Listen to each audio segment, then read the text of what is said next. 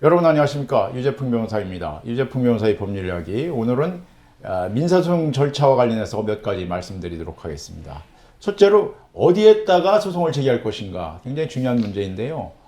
제가 예전에 박사학위 논문 쓰면서 보니까 외국의 경우나 우리나라 비슷한 것 같습니다. 원칙적으로 피고 주소지 관할 법원입니다. 즉 제가 청주에 살고 있는데 제주에 있는 사람과 소송을 하게 돼서 제주에 있는 사람에게 뭐 금전을 내놓으라든가 아니면 부동산을 이전하라든가 이런 소송을 제기한다고 하면 원칙적으로 피고 주소지인 제주지방법원에 소송을 제기하는 게 원칙입니다.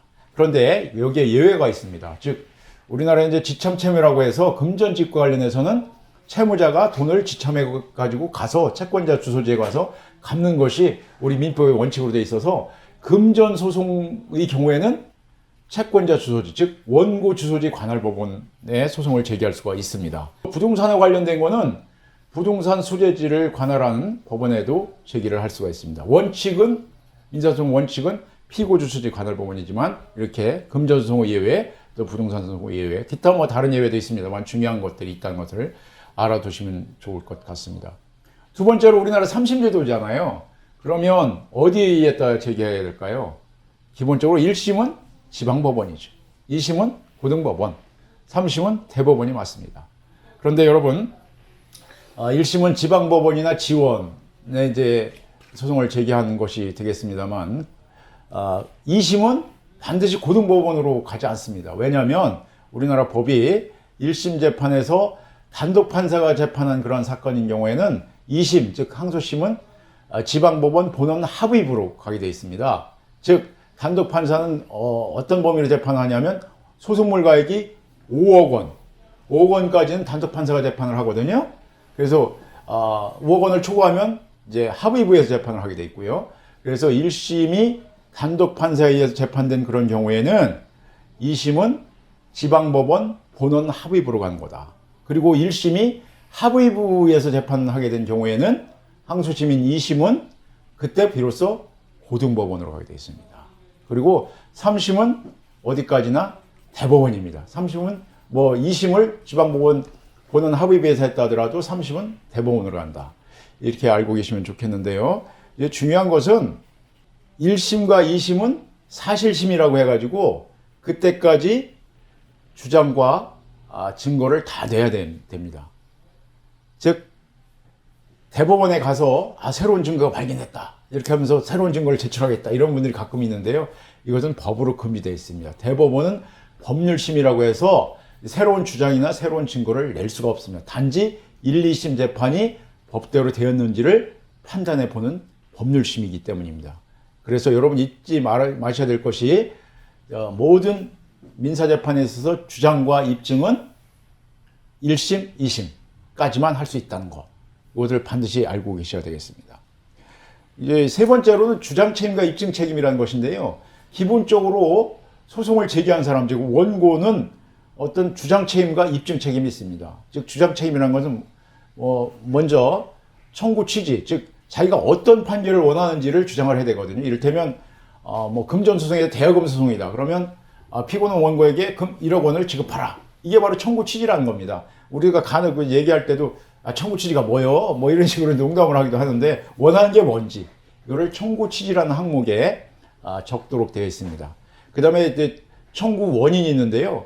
청구 원인은 왜 그런 청구 취지와 같은 그런 주장을 하는지를 사실관계를 적시하고 그 다음에 어떤 법리를 통해서 하는 것인지 이를테면 이것이 계약 위반인지 아니면 불법행위인지 부당이득인지 이러한 법리에 관해서 주장을 해야 되는 것입니다. 즉 사실관계와 법리를 주장해야 될 책임이 원고에게 있습니다. 또한 원고는 주장 책임과 함께 입증 책임도 있습니다. 그래서 증거는 기본적으로 이제 서증, 즉 서면으로 되어 있는 어떤 문서 같은 것이죠. 서증이나 또는 인증, 즉 증인을 불러서 법정에서 물어보는 이런 절차, 또는 무슨 현장 검증 이런 것도 있을 수 있는데 이런 것들을 제시해야 될 책임이 있는 것입니다. 그래서 민사소송의 대원칙은 원고가, 즉 주장하는 사람이 뭔가 청구하는 사람이 주장 책임도 있고 입증 책임도 있다. 이렇게 알고 계시면 되겠습니다. 간혹 피고가 이제 입증 책임이 있는 경우가 있습니다. 이를테면 대여금 소송 같은 경우에 원고가 피고에 1억 원을 내놓으라고 하는데 피고는 나 빌린 적이 없어 이렇게 부인만 하면 그거는 이제 당연히 그에 대한 그 입증 책임은 원고에게 있지만 그렇지 않고 빌린 건 맞는데 내가 1억 원 갚았잖아 이렇게 새로운 주장을 한 경우가 있습니다. 원고가 주장한 것을 일단 수긍하면서 그에 반대되는 새로운 주장을 한 경우가 있는데 이것을 항변이라고 하거든요.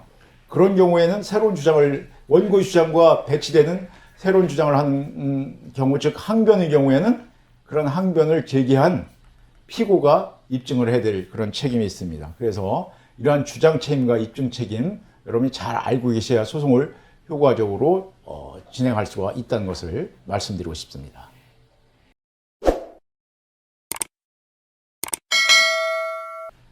예, 살아가는 이야기 오늘은 고전 읽기에 관해서 좀 말씀드리고 싶은데요. 제가 최근에 쿠어바디스라는 책을 읽었습니다. 굉장히 두껍습니다. 상하권으로 되어 있는데 1100페이지 정도 돼서 아주 글자도 뭐 크지 않고 그래서 일주일 내내 걸렸습니다. 하루에 뭐 한 2-3시간씩 읽고 그렇게 했는데 굉장히 오래 걸렸습니다만은 고전이기 때문에 그리고 또 옛날에 뭐 영화도 봤고 또 중고등학교 시절에 다이제스트 되어 있는 것들을 읽기도 했습니다만은 원전에 충실하게 그 원전에서 지역한 그런 소설이었기 때문에 제가 읽게 됐는데요. 여러분이 뭐 많이 알고 계시잖아요. 쿠어바디스 도미네 주여 어디로 가시나이까 이게 베드로가 그리스도에게 로마에서 파형을 당하기 전에 이렇게 했다는 것으로 유명하고 이제 영화도 만들어졌는데 사실은 지금까지 우리나라의 그 문학작품 외국 문학작품 공연은 뭐 일본어 역에서 중역을 하거나 아니면 뭐 어떤 뭐 영어 역에서 중역을 하거나 이런 게 많은데 최근에 이르러서는 직접 원전에서 직역을 하는 그런 번역들이 많이 늘어났습니다. 제가 최근에 읽은 책도 이제 그런 책이어서 좀 아주 표현도 현대화되어 있는 이런 표현들이었고 그래서 좀 쉽게 읽히는 그런 편이었는데요. 여러분 아시는 바와 마찬가지로 이거는 100년 전에 쓰여진 소설인데 1905년에 노벨 문학상을 받았습니다.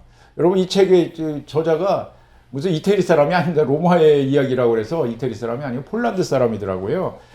헬릭 시엔키에비츠라는 분인데 이분이 1905년에 노벨 문학상을 받았습니다. 페트라니우스라든가 뭐 비니키우스, 뭐 리기아 이런 분들이 그 주인공인데 그 네로치아에서 초기 기독교 신자들이 어떻게 그 신앙을 지켜갔는지 그 네로의 그 명령한 어떤 짐승 밥이 되면서 또 검투사들의 칼에 맞아 죽으면서 그 신앙을 지켜갔던 그런 초기 기독교 신자들 저도 기독교 신자입니다만은 그분들이 그 장엄한 죽음에 대해서 다 돌아보면서 저 자신을 돌아보는 그런 기회가 됐는데 정말 고전다운 그런 맛이 있는 소설이었던 것 같습니다. 지금 가을이지 않습니까? 여러분에게도 한번 고전 읽기를 권해보고 싶습니다. 고맙습니다.